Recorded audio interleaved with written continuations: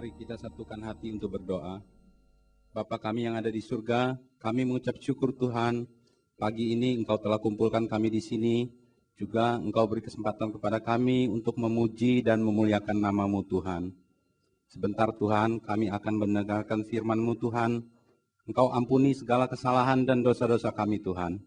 Berilah kami hikmat Tuhan, agar sebentar firman yang disampaikan Tuhan, kami dapat menjadi jalan bagi kami semua Tuhan. Terima kasih Bapa. Kami juga sehati berdoa Tuhan untuk hamba-Mu Tuhan, Bapak Pendeta Beni Santoso Tuhan, sebentar akan menyampaikan firman-Mu Tuhan. Engkau urapi yang datang daripada-Mu Tuhan, sehingga firman yang disampaikan nanti dapat memberi jalan bagi kami semua Tuhan, memberi kami kekuatan Tuhan. Terima kasih Bapa, kami mau sambut firman-Mu Tuhan, hanya di dalam nama Tuhan Yesus. Kami sudah berdoa, haleluya, amin.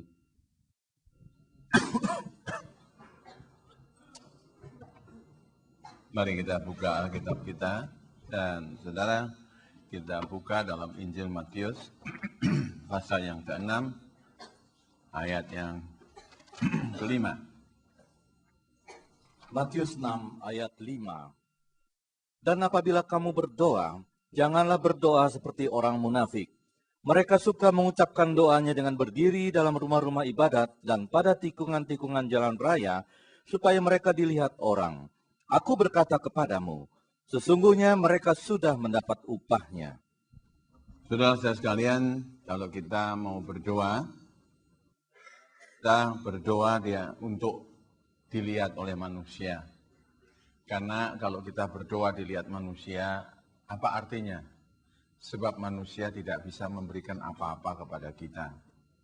Kalau kita berdoa, biarlah hanya Allah saja yang melihat kita sedang berdoa, dan Allah yang mendengarkan doa kita. Satu contoh saudara-saudara, ada seorang yang tidak beriman, meskipun dia sudah Kristen. Dia berdoa dan rupa-rupanya doanya tidak dijawab oleh Tuhan. Karena apa? Ada kesalahan dalam doa dan ini nanti kita pelajari.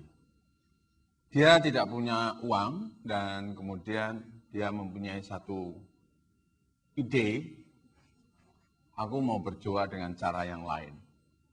Dia datang ke gereja dan dia berdoa dengan suara keras. Ya Allah, ya Tuhan, Engkau tahu berasku habis, anakku belum makan. Berilah aku makan ya Tuhan.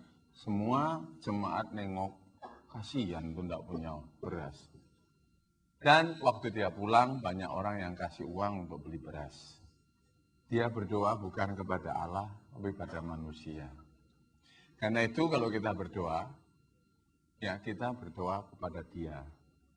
Jadi kalau saudara di mana rumah makan, saudara jangan terlalu fanatik. Mari kita berdoa. Terus saudara berdoa, sedangkan di rumah makan di sebelah saudara sudah banyak orang yang bukan Kristen terusik karena doa saudara.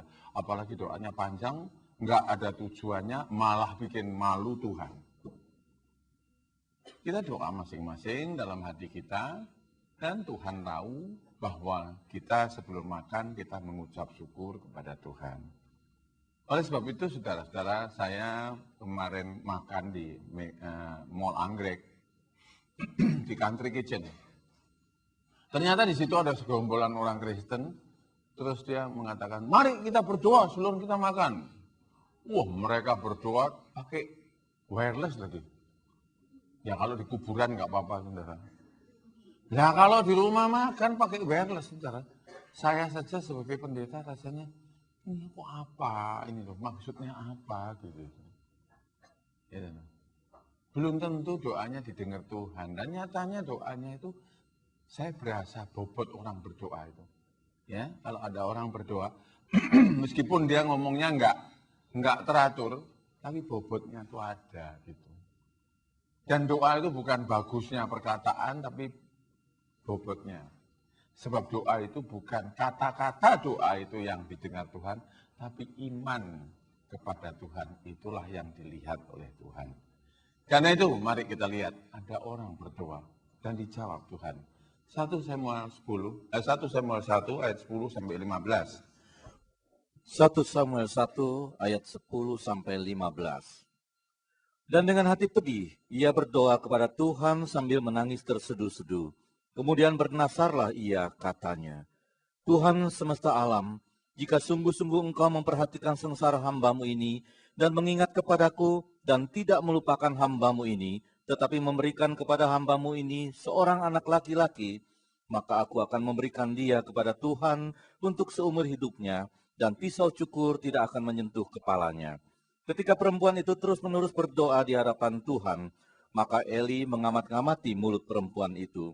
Dan karena Hana berkata-kata dalam hatinya, dan hanya bibirnya saja bergerak-gerak, tetapi suaranya tidak kedengaran, maka Eli menyangka perempuan itu mabuk.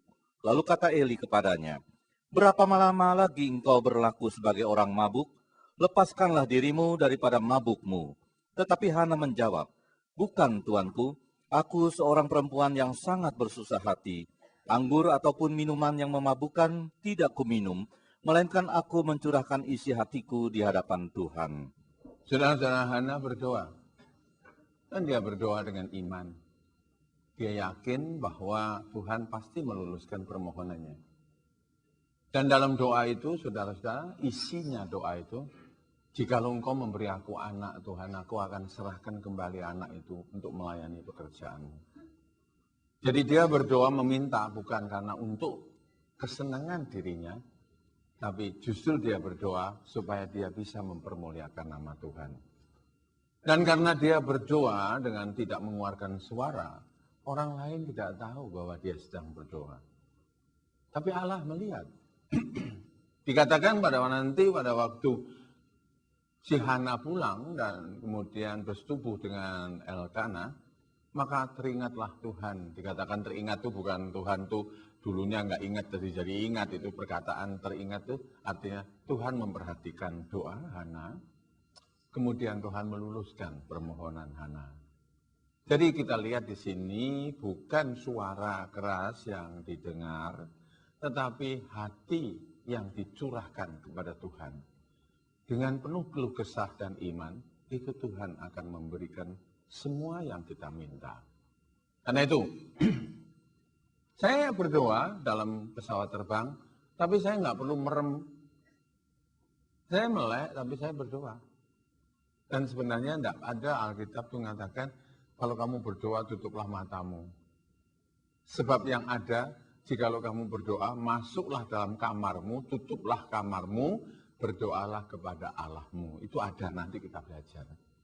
Tapi kalau merem ini ya, sebenarnya itulah, kita itu ingin supaya kita jangan melihat apa-apa, sehingga kita yang kita konsentrasikan itu, kita bayangkan itu, Allah ada di hadapan kita. Tapi tidak mesti kalau kita mesti merem. Sebab itu bukan ketentuan orang berdoa kepada Allah. Jadi saudara dalam keadaan melek ini, saudara berdoa. Dan istri saya seringkali mengajak saya bicara, tapi kalau saya tidak jawab, dia tahu dan dia mengganggu. Sampai nanti kalau saya sudah kelihatan selesai doa, dia tanya lagi. Jadi saudara-saudara, kita kalau berdoa itu jangan sampai dilihat orang, supaya kita tuh kelihatan orang Kristen, enggak usah, saudara. Kalau kita berdoa, ya doa aja biasa. Dan kita doanya kepada Tuhan, sebab doa itu mencurahkan isi hati kepada Tuhan. Yang cukup adalah bahwa kita bicara kepada Dia. Bukan kepada sebelah-sebelah, tetapi kepada Dia.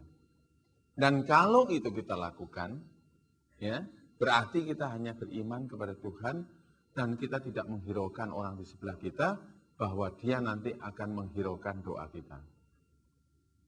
Saya berdoa kepada Allah, Allah jawab saya. Titik. Karena itu, peranan orang berdoa itu sebenarnya dalam iman. Karena itu kalau kita doa, panjang tanpa iman, ya tidak ada gunanya. Saudara. Ibrani 11 ayat 6. Ibrani 11 ayat 6. Tetapi tanpa iman, tidak mungkin orang berkenan kepada Allah. Sebab barang siapa berpaling kepada Allah, dia harus percaya bahwa Allah ada dan bahwa Allah memberi upah kepada orang yang sungguh-sungguh mencari Dia.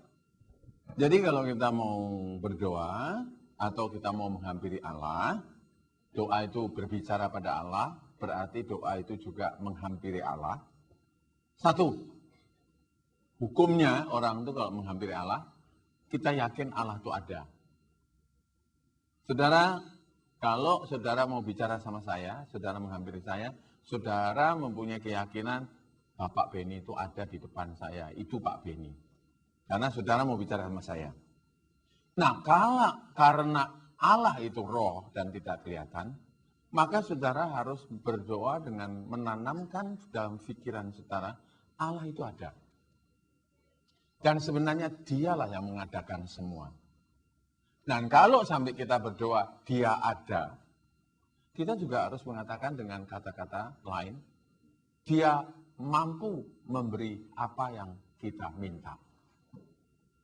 Sebab Allah itu ada dan dia mengadakan yang tidak ada. Atau dengan lain kata, dia itu maha kuasa. Jadi saudara, saya kan sudah sering kali bicara, kalau doa itu jangan bilang barangkali. Moga-moga. Karena kalau saudara bilang barangkali, itu bisa dijawab, bisa enggak. Ya. Nah, saudara, sekarang saya akan jabarkan, saudara. Apakah doa itu mesti diluluskan permintaan kita? Belum tentu. Nanti kita akan belajar, doa itu ada yang dijawab seketika. Begitu kita doa, begitu jawaban Tuhan sampai. Ada doa yang ditolak Tuhan. Seperti Paulus berdoa, 3 kali dia berdoa kepada Tuhan. Tuhan, angkatlah duriku, aku sakit. Tapi Tuhan jawab, duri itu tidak akan kucabut. Jadi doamu aku tolak. Sebab kalau engkau tidak punya duri, kau jadi sombong. Dan karena engkau sombong, kau kehilangan keselamatan. Jadi lebih baik kamu tetap punya duri. Dalam arti kata Allah tidak menjawab. Dan satu perkara kalau Allah nggak menjawab, Allah tahu. Bahwa kalau kamu dijawab, malah nggak karu-karuan kamu. Jadi saudara-saudara, waktu saya melarat, saya berdoa, Tuhan entaskan aku dari kemelaratan. Biarlah aku bisa bersaksi bahwa aku hidup dalam pemeliharaan-Mu. Allah nggak jawab. 1 tahun, 2 tahun, 3 tahun, saya tertib dalam kekurangan. 4 tahun Allah mulai memberi.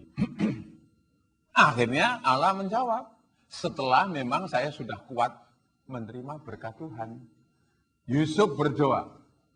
Pada waktu Yusuf dimasukkan sumur, dia berdoa. Tuhan, aku kok dimasukkan sumur sama saudara-saudaraku? Tidak adil nih Tuhan.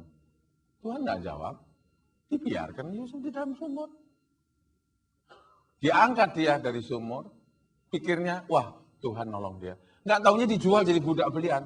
Sama dong dalam sumur sama jadi budak. So budak itu nggak ada harganya. Bisa mati setiap saat. Dia doa lagi, Tuhan kenapa aku jadi budak belian?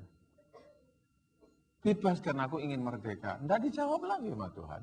Tapi Yusuf menjalankan semuanya dengan tertib sehingga Tuhan lihat Yusuf itu meskipun nggak dijawab, nggak marah dia. Nggak bersungut dia. Tetap dia belum dijawab. Ada orang yang perlu pertolongan dia. 2 orang mimpinya nggak ada, nggak tahu artinya. Dia nolong. Dia pecahkan arti mimpi. Terus minta tolong sama orang itu, tolong dong kalau kamu keluar nanti bilang saya sama Firaun saya ini tidak salah di sini. Dia dilupakan. Kenapa? Why? Ini misteri. Sebab belum waktunya dia keluar. Kalau nanti belum waktunya, dia nggak bisa jadi Perdana Menteri. Nah sudah waktunya, ya nggak usah minta. Nggak usah minta tolong orang, keluar sendiri. Si orang yang ditolong tadi ngomong sama Firaun, aku lihat, aku ingat itu di dalam itu ada orang Ibrani, dia pinter, punya hikmat untuk bisa menguraikan mimpi. Firaun bilang, cepat panggil dia keluar. Disuruh cukur brewoknya, karena di dalam penjara brewok dia, didandani dengan jubah baru, dikasih pakaian bangsawan, dia keluar. Dan disitulah Yusuf tahu, dia sudah matang untuk terima berkat Tuhan. Sebab orang itu kalau belum matang, mendadak dikasih. Bukannya malah jadi baik, tapi menjadi celaka. Saya kasih contoh. Kalau ada kamu punya anak perempuan, umurnya 5 tahun, lihat kamu motong berambang. Anak perempuan punya keinginan, "Ma, aku mau juga motong berambang." "Oh iya, ini pisau paling tajam, supaya nanti bukan berambangnya aja, tanganmu juga kamu potong." Nah itu mama gila. Belum waktunya nak, nanti kalau sudah waktunya, kamu harus masak untuk mama. Tapi sekarang belum. Jelas saudara? Jadi saudara-saudara kalau kita berdoa, kita harus yakin Tuhan sanggup memberi. Tapi apa yang dia akan beri, itu tergantung dia. Jangan maksa Tuhan. Sebab Tuhan lebih tahu daripada kita. Ya. Saudara-saudara kalau ada perempuan doa, "Tuhan, pemuda ini senang sama saya sudah senang sama dia." "Oh Tuhan, biar kita lekas kawin ya Tuhan, mau kawin. Udah nggak tahan saya." Kalau itu dijawab dan Tuhan tahu itu bukan jodohnya, akhirnya baru seminggu bilang, "Pulangkan ke rumah orang tuaku." Nanti dong kalau sudah jodohnya. Terus terang saja saya pacaran 8 tahun gagal. Tapi sama istri saya ini ketemu 5 hari jadi loh. Kalau sudah waktunya jadi gitu. Dan pas jadinya itu saya belum jadi pendeta, tapi dapat istri ini, terus jadi pendeta, dia sanggup jadi ibu gembala. Saya katakan dia sanggup jadi ibu gembala, dia nggak merugikan pelayanan saya, dia nggak bikin gosip. Sebab banyak pendeta itu istrinya justru yang merusak. Gosip. Begitu tempatnya rumahnya itu anggota.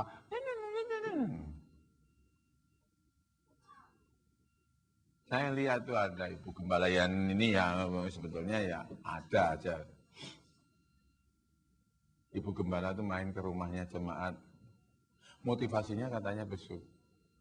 Akhirnya nanti lihat, "Aduh ini kok bagus ya vasnya." Nah yang punya rumah kan bilang, "Wah ibu gembala seneng. Nah tidak dikasih gimana?" "Ambil aja ibu." "Oh terima kasih." Lama-lama keliling dia. Di sini minta vas, di situ minta sepatu, di sini minta blus, di sana minta. Tinggal suaminya namanya jelek. Istri saya enggak. Dan istri saya banyak bicaranya sama saya justru. Habis sembahyang, tidur berdua tuh sambil ngobrol. Makanya jarang kan kamu bicara sama istri saya. Kalau enggak perlu dia enggak mau ngomong. Kalau kamu tanya dia jawab. Dia nggak mau nyamperin. "Itu kabarnya gimana? Sudah gini?" Enggak, istri saya enggak model yang begini-begini, enggak diurus sama istri saya. Wetengmu melenti ya ben ngono. Jadi gitu loh, ya.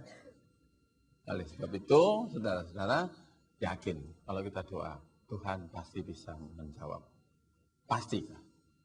Tapi permohonan kita itu sesuai enggak sama dia? Ya,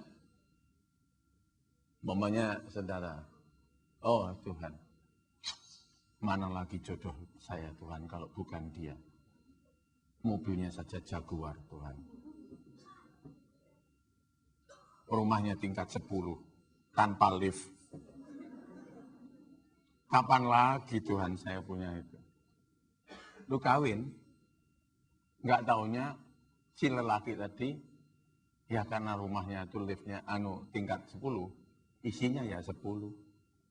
Kucing Anggora, kucing kampung. Gunawan ketawa sebab dia berasa punya tingkat 10. Ya, lah itulah. Ini makanya lu jangan buru-buru kawin. Yang ganteng itu belum tentu baik. Yang baik itu pasti ganteng. Buktinya saya ini baik, meskipun model saya kayak Trek Fuso, tapi ganteng loh saudara menurut istri saya. Betul nggak? Timbang kayak Gunawan? Memang perawaan Gunawan, wah streamline, ML, Mercy. Coba tanya istrinya, bajai dong. Ya Gun ya. Gunawan tuh aneh loh. Kalau saya ngomongnya keras sama dia, seneng. Soalnya nggak ada yang berani ngomong keras sama dia, kecuali saya. Makanya memang minta pasrah supaya jadi alat yang bagus. Saya doakan supaya jadi pendeta. Mbak, jangan nanti bilang, saya memang pengen lupa jadi pendeta. Kayak papa tuh diciumin gitu. Loh jangan, cuma ciumnya saja. Itu teman saya yang budek tuh juga gitu. Enak ya jadi pendeta lu diciumin anak. Gue yang mau ah. Lu ya budek nggak bisa jadi pendeta. Dan cuma pengen dicium aja. Mazmur 142 ayat 2 sampai 4. Mazmur 142 ayat 2 sampai 4. Dengan nyaring aku berseru-seru kepada Tuhan, dengan nyaring aku memohon kepada Tuhan.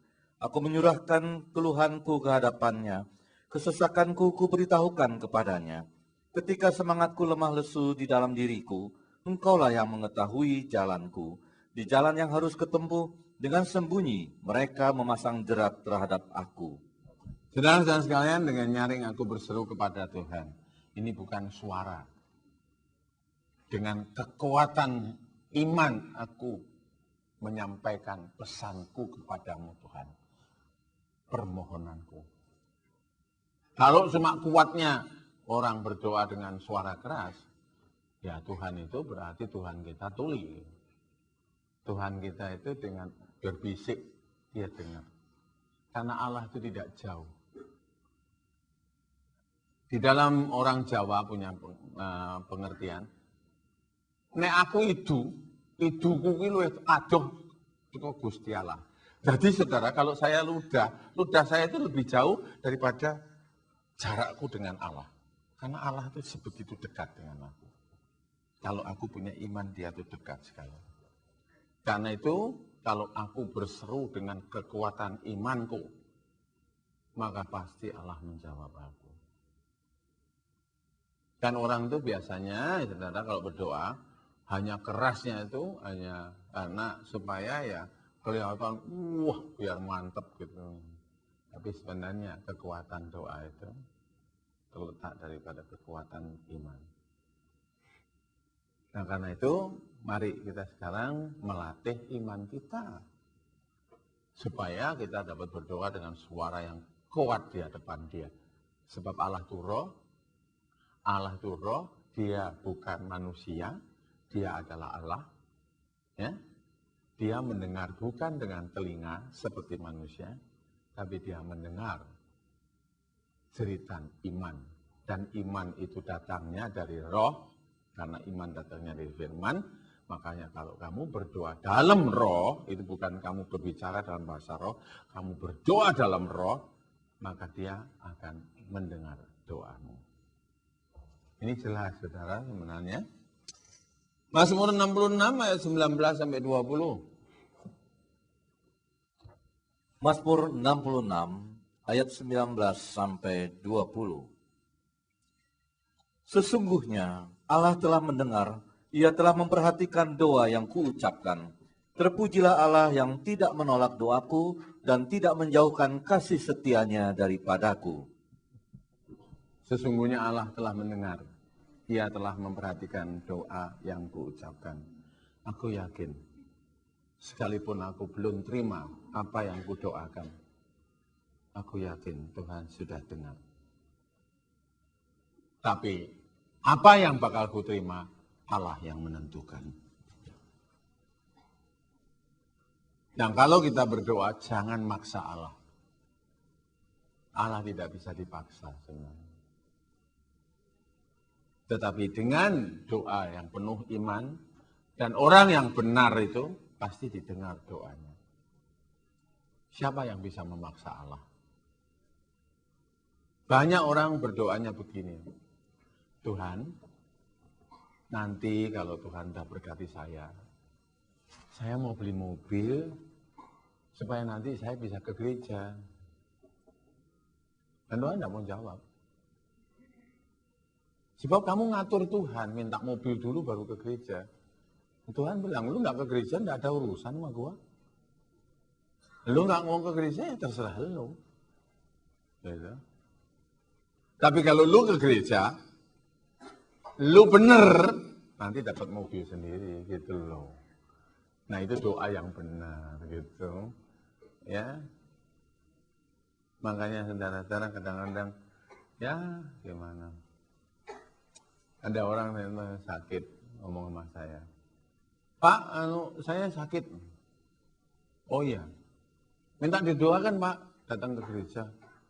Oh jarang tuh Pak saya ke gereja. Doakan aja dari jauh Pak. Saya bilang ini bukan HBO yang bisa ditangkap sama itu parabola. Tapi doa itu ya harus orang tuh mau datang. Lu kalau ke dokter ada enggak yang bilang, dokter saya sakit dokter tolong dikirim obat injeksinya dari jauh aja. Ada enggak itu? Enggak ada. Ya karena itu kita jangan ngatur Tuhan. Udah toh Tuhan, ini jodoh saya. Udah toh, saya udah seret kok. Lu seret, Tuhan enggak seret. Gitu. Itu maksa gitu loh. Jadi itu bukan jawaban Tuhan itu. Ya. Makanya saudara kalau orang itu kalau konsul sama saya itu kadang-kadang itu dia sudah punya konsep. Terus saya suruh suruh menyetujui gitu.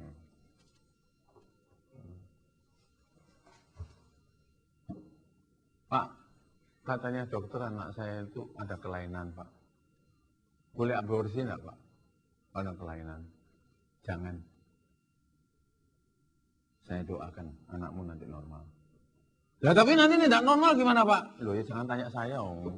Nah kalau kamu tidak percaya sama saya ya sudah cari pendeta lain. No. Saya nggak maksa lu datang. Saya lu kira nggak capek apa doain lu? Kalau lu sudah punya pendirian ya aborsi aja buat apa lu datang ke gua? Gitu. Makanya kadang-kadang tuh orang itu kalau datang sama saya itu udah punya konsep, saya suruh nyetujui. Gitu. Ada lagi yang datang, ini benar-benar Pak, saya sudah bertobat, nggak judi lagi. Tapi sekali ini aja Pak, tolong doakan saya supaya menang. Ini kejadian saudara, saya sampai bilang, lu udah periksa dokter jiwa belum? Kira-kira agak gila loh.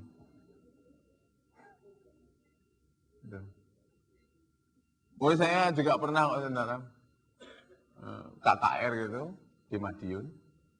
Siapa yang punya permohonan, angkat tangan. Angkat tangan. Ya ibu, permohonannya apa? Tolong buntutnya bisa itu dapat nomor 8, saya tomboknya agak banyak. Tuhan itu bukan di buntut, Bu. Tuhan itu di kepala.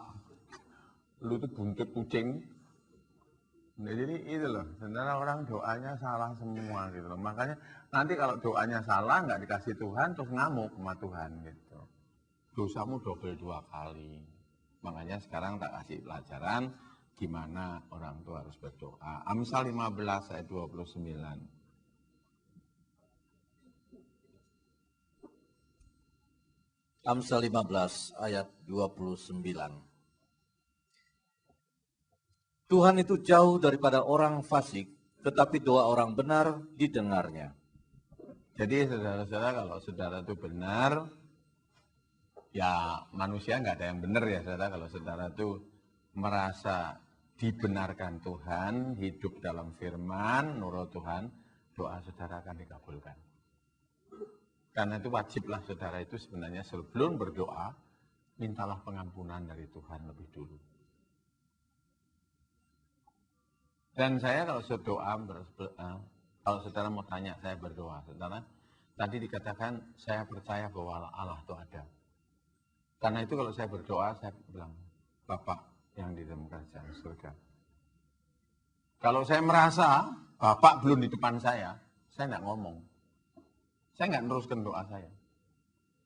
Sebab saya nggak yakin bahwa Bapak sudah di depan saya. Kalau saya ngomong terus, saya ngomong sama bilik kosong. Nah orang kalau ngomong sendiri, orang gila. Dan karena saya tidak mau dijadikan orang gila, saya panggil, Bapak. Nanti dia jawab, iya. Apa Beni? Iya Tuhan, aku minta urapan.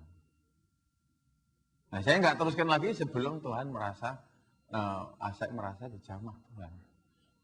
Hati saya dipegang oleh Tuhan. Rasa panas tuh mengalir dalam diri saya. Dan itu bisa spontan, saudara. Saya ajarkan kepada saudara. Kalau ada orang gila, ngamuk gitu, spontan saya diem, Bapak. Ya, engkau tahu, aku mau melayani. Aku nggak mampu, Bapak. Orang itu beringas matanya kayak begitu. Setan itu ada di dalamnya. Urapi hambamu. Ya, maju saya tumpangi tangan. Mesti jatuh dia. Nah kalau saya tidak yakin, terus saya tumpangin tangan, saya yang dicekik dia.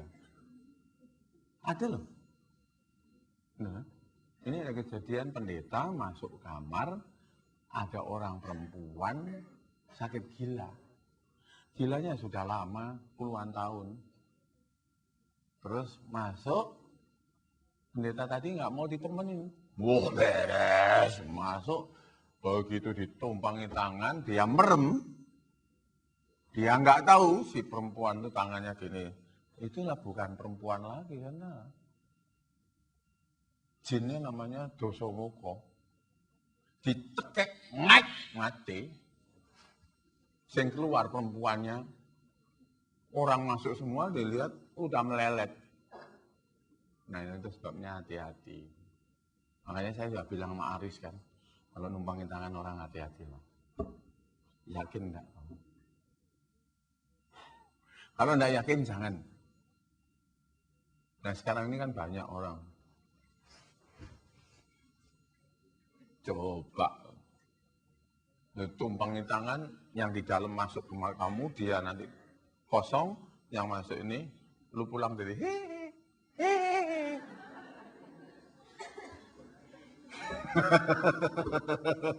Lalu baru bingung nanti.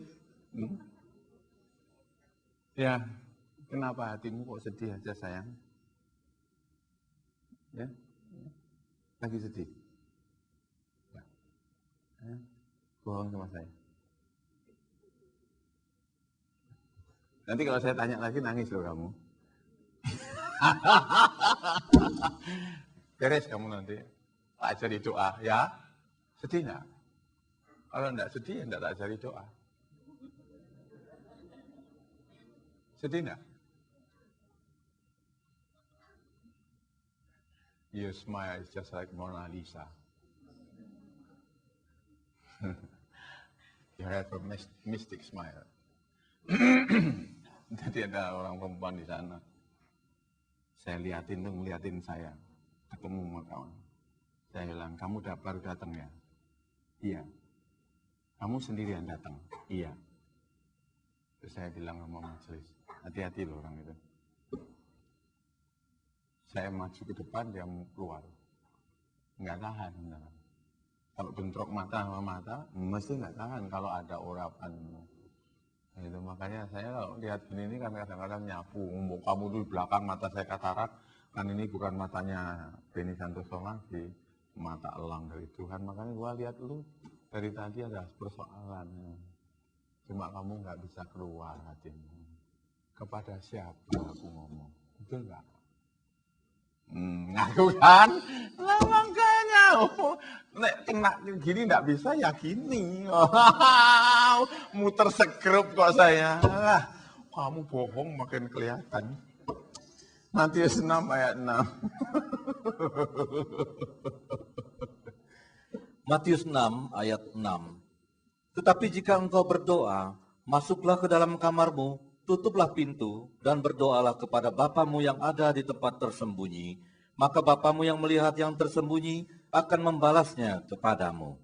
Kalau kamu berdoa, masuklah kamar, tutuplah pintunya. Itu bukan berarti kalau kamu di restoran, di airplane nggak bisa doa. Di mana saja kamu berdoa bisa.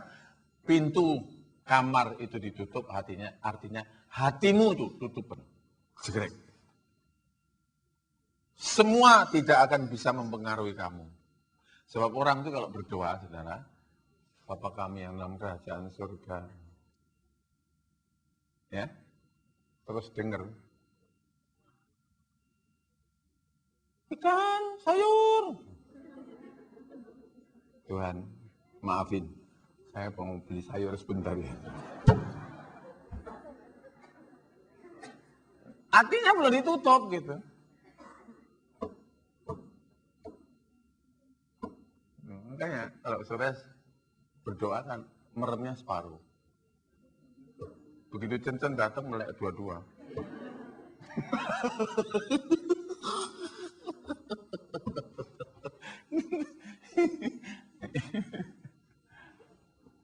Temptation. Cencen senyum-senyum. Ya, karena itu saudara saya mengatakan kepada kalau kamu berdoa tutup pintu hati. Aku hanya diam. Tujuanku dia. Dan kalau kamu punya pikiran tujuannya dia, kamu nggak bimbang. Gusti. Nah kalau kamu sudah Gusti, ketemu sama dia. Sinarnya dia itu terus datang. Karena hatimu tertuju pada dia. Nah ini yang susah, itu latihan fokusnya. Saya sering kalau berdoa, nggak dengar apa-apa, saudara. Untungnya istri saya itu selalu sudah terbiasa dengan saya. Jadi nggak usah mau bicara gitu ya, saya kira dia mau ngomong gitu, lihat saya gitu, dia sudah tahu. Toh, percuma. Terus saya doa, terus dia bilang, aku tadi mau ngomong, kamu lagi doa ya? Kok tahu loh? Iya kelihatan. Kelihatan dari wajahmu. Padahal kadang-kadang saya melek. Tapi hati saya tutup semua, saya nggak lihat siapa-siapa, yang saya lihat cuma dia. Dan karena saya lihat dia, saya nggak punya rasa bimbang. Aku menghadap Tuhan. Tuhan itu Maha Kuasa. Apa saja yang ku minta, pasti diberi kalau sesuai dengan kehendak Tuhan. Markus 11 ayat 22 sampai 23. Apa artinya tutup bilikmu?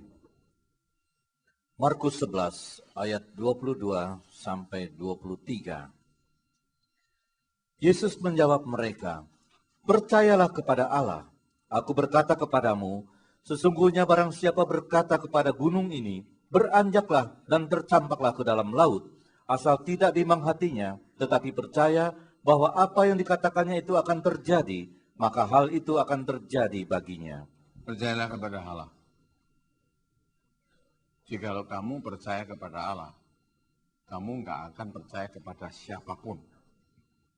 Kalau kamu percaya kepada Allah, kamu tidak akan melihat apapun juga. Sebab yang kamu lihat hanya Allah. Ini yang susah latihannya. Itu sebabnya saudara-saudara, orang yang bukan Kristen kadang-kadang duduk bersila. Tangannya begini. Dalam silanya. Ya, saya tahu semua itu. Saya dulu juga pernah menjalani, tapi dengan cara lain lagi. Saya bisa bersila berjam-jam. Tapi saya belum bisa mengonsentrasikan siapa Allah. Tapi pada waktu saya konsentrasi dulu, saya menemukan sesuatu yang bukan Allah. Tapi sekarang kalau saya konsentrasi, yang saya ketemukan Allah. Kenapa? Karena saya memiliki iman. Iman itu firman. Makanya orang itu kalau berdoa tanpa firman, dia ketemu jin. Itu sebabnya waktu saya doa, istri saya mau mati, HP-nya 3, dokter bilang, nggak tahu deh ini jam lagi, 2 jam lagi mati dia. Saya masuk kamar, tempatnya kamar itu, perawat-perawat kuliah. Saya konsentrasi, saya diam, saya bilang sama Tuhan, Gusti, sebelum saya jadi Kristen, gonduru jin tak celuk teko. Mosok kok Gusti, kalau Gusti tidak bisa menunjukkan diri kepada saya. Begitu selesai saya ngomong, gemebiar, padang, bukan dari lampu. Terang sekali. Terus Tuhan berbicara dari dalam, ojo, mbok delok aku. Kowe bakal mati nek delok aku. Saya menundukkan kepala, terus dia bilang, kowe gelem dadi pendeta? Mau, Gusti. Ya, mlebu yang kamar. Tumpangkan tangan. Saya tumpang tangan, istri saya person, anak lahir. sehat, sembuh. Nah inilah saudara-saudara, konsentrasi itu memang, ya dikatakan doa itu memang nggak gampang. Kalau kita sudah bisa satu fokus, straight ke Tuhan, nanti kita akan menemukan Dia. Itu yang budek itu mesti punya ilmu loh, saudara dulunya.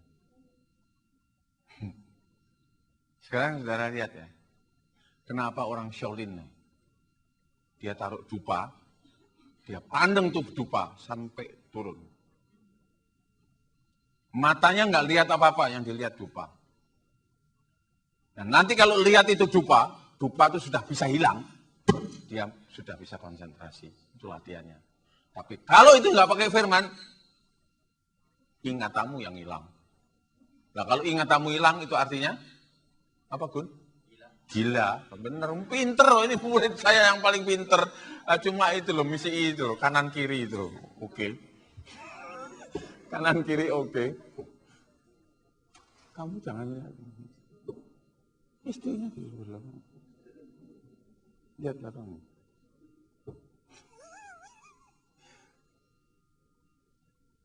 Saudara kalau nggak percaya, saudara duduk. Lihat lingkaran di tembok. Jarak kira-kira 4 meter. Lihat. Lingkaran itu bisa hilang. Kadang-kadang bisa jadi 3, bisa jadi 4. Dan kamu bilang, jadi 10. Nanti jadi 10. Kalau sudah latihannya sampai di situ, saya ini sih bicara tuh bisa, karena saya jalani dulu. Kamu sudah bisa konsentrasi. Tapi kalau kamu punya firman, Tuhan, engkau datang dia. Sebab yang bicara itu bukan kamu, firman yang di dalam. Kamu konsentrasi, datang dia. Nah kalau dia sudah datang, udah, ngomong apa jadi. Kenapa saya bisa seketika bisa ngomong, ini begini, itu begini, ini begini. Karena latihan. Itu Shaolin punya Tai Chi. Itu sebenarnya, Willem ada, Willem datang nggak? Itu ahli Tai Chi, itu sampai pergi Sydney, dia ketemu sama orang-orang ahli Tai Chi di seluruh dunia di Sydney. Orang yang main Tai Chi itu bukan tangannya yang gerak. Dirinya yang menggerakkan tangan. Jadi otak ini konsentrasi, nanti tangan itu bergerak sendiri. Sebab apa? Tai Chi itu digerakkan oleh pikiran. Musuh itu mukulnya kemana? Hanya pikiran yang tahu. Makanya orang boxing itu kan dilatih otaknya sama matanya. Jeli supaya dia tahu, oh ini mau ngantem yang kiri. Ini saya terangkan sampai gini. Jadi jelek saya ini kelihatannya. Riwayat hidup saya itu jelek. Memang bekas bajingan. Bekas. Nah kalau Tai Chi itu bisa digerakkan oleh pikiran. Geraknya. Kita juga dengan pikiran kita bisa gerakkan. Untuk mengundang dia. Nah hebatnya nanti kalau sudah dia datang. Kamu tutup hatimu semua. Semua itu kamu tutup. Pikiranmu cuma satu. Gusti. Datang dia. Wah itu hebat sekali. Nikmatnya luar biasa ketemu Tuhan. Dulu saya kalau misi ketemu jin setan. Ketemu tuh cuma sombong gitu. Tapi takut sebenarnya. Yang mana yang mana? Ya. Makanya orang tidak ketemu kuasa itu, kuasa gelap. Bangga. Sebab apa? Kuasa gelap itu memberi. Memberi apa? Kekuatan. Saya dulu kalau sudah begitu, rokok itu kretek itu, tunjuk nih. Kalau mau demonstrasi di depan orang banyak, apa lo? Maksudnya lihat, loh, kayak asbak tangannya.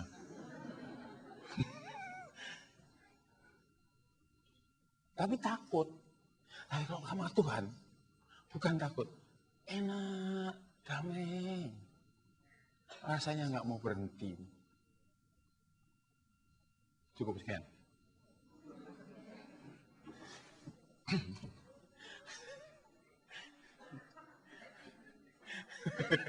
Memang harus gitu. Jadi lu metenteng, gue bilang cukup. Ini jadi mau makan.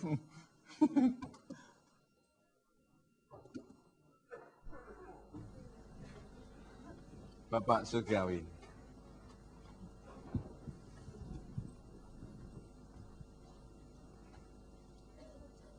Kamu nyanyi, bayangkan, kamu muji dia. Kamu muji dia. Kamu muji dia. 195. Dia ada. Dia datang di tengah-tengah pujian. Surgawi, ajakku mengenal betapa dalamnya kasih-Mu. Bapa surgawi, buatku mengerti betapa kasih-Mu padaku. Semua yang terjadi di dalam hidupku, ajarku menyadari Kau selalu bersamaku. Di hatiku selalu bersyukur padamu, karena rencana-Mu indah bagiku.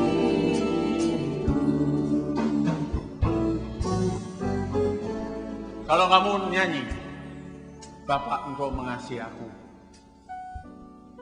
Bukalah hatimu. Terimalah cintanya Tuhan.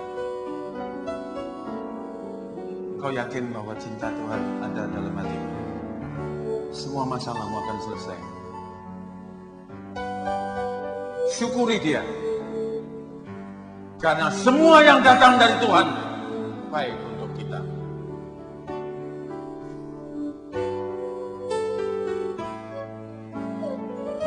Biarlah dia hidup dalam diri kita. Dia ada di sini. Dia ada di sini.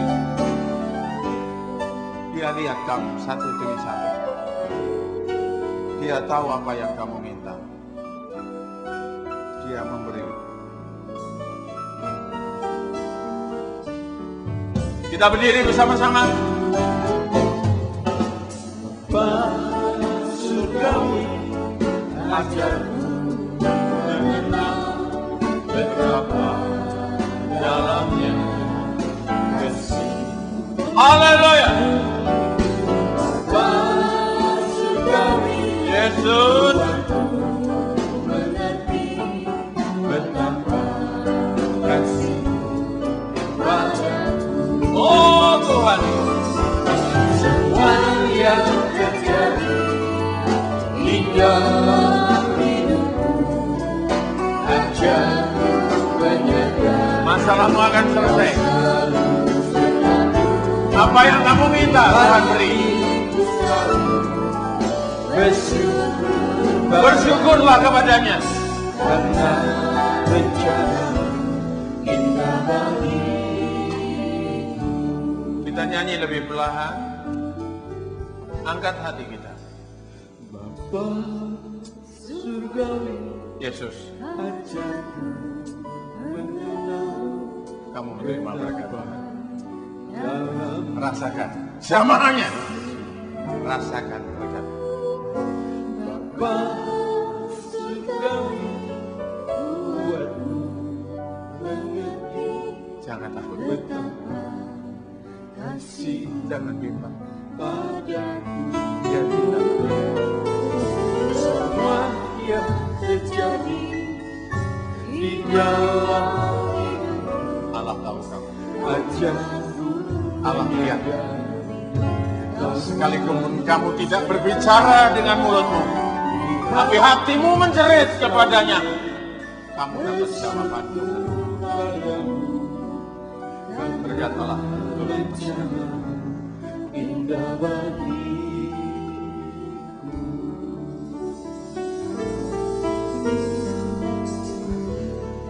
Alangkah indahnya ya Tuhan. Karena saat ini Engkau hadir di tengah-tengah kami. Engkau melihat hati anak-anak-Mu. Banyak di antara mereka menjerit. Mereka tidak tahu apa yang mereka harus lakukan, ya Tuhan. Tapi satu perkara, Tuhan, Engkau penuh cinta. Mari Tuhan, Kau jamah. Izinkan mereka melihat kemuliaan-Mu. Izinkan mereka melihat segala rahmat-Mu dalam hidup mereka. Supaya mereka pulang membawa sukacita yang datang dari surga. Mereka berubah sama sekali. Mereka datang dengan beban. Mereka pulang dalam kelegaan. Lihat air mata mereka, ya Tuhan. Engkau tahu Yesus, dan Engkau berkuasa. Engkau berkuasa menyembuhkan semua luka hati. Engkau memberikan kemanisan dalam hati kami. Engkau juga, ya Tuhan, yang memberikan segala rahmat kemurahan, supaya hidup kami bahagia, penuh damai sejahtera. Engkau Allah, Engkau Tuhan. Kepadamu-lah kami berdoa.